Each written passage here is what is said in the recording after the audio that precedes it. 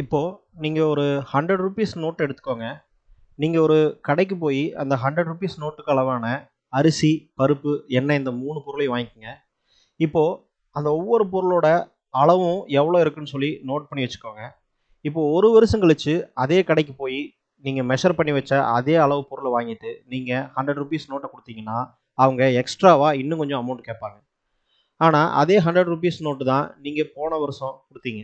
இப்போது அதே பணம் அதோட வேல்யூவை லாஸ் பண்ணியிருக்கு. ரீசன் என்னென்னா ஒவ்வொரு வருஷமும் எல்லா பொருளோட ப்ரைஸும் இன்க்ரீஸ் ஆகிட்டே தான் இருக்கும். ஸோ பணத்துக்கு எப்பவுமே ரிலேட்டிவ் வேல்யூ தான், அதுக்கு தனிப்பட்ட மதிப்புன்னு ஒன்று கிடையாது.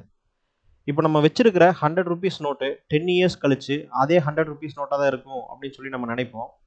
ஆனால் அப்படி இருக்காது. இப்போது வருஷத்துக்கு 4% இன்ஃப்ளேஷன் இருக்குன்னா அசியூம் பண்ணால் உங்களுடைய 100 ருபீஸ் நோட்டு ஒரு வருஷத்தில் 96 ருபீஸ் நோட்டாக மாறிடும். இப்போது 10 இயர்ஸில் 46 ருபீஸ் லாஸ் ஆயிரும். ஜஸ்ட் 60 ருபீஸ் நோட்டாக அது மாறிடும்.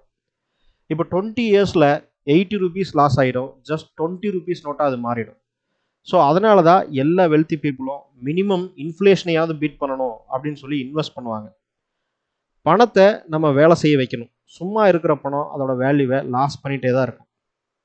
அதனால தான் இன்வெஸ்டிங் பண்ண வேண்டியது ரொம்ப அவசியமான விஷயமா இருக்குது. இப்போது இந்த இன்ஃப்ளேஷன் எப்படி வருது, இன்ஃப்ளேஷனில் எவ்வளோ டைப் ஆஃப் இன்ஃப்ளேஷன் இருக்குது, அந்த இன்ஃப்ளேஷனை கண்ட்ரோல் பண்ணுறதுக்கு கவர்மெண்ட் என்ன பண்ணுவாங்க, அதனால் ஸ்டாக் மார்க்கெட் எப்படி அஃபெக்ட் ஆகுது, இந்த இன்ஃபர்மேஷன் எல்லாம் நம்ம நெக்ஸ்ட் ஒரு வீடியோவில் டீட்டெயில்டாக பார்ப்போம்.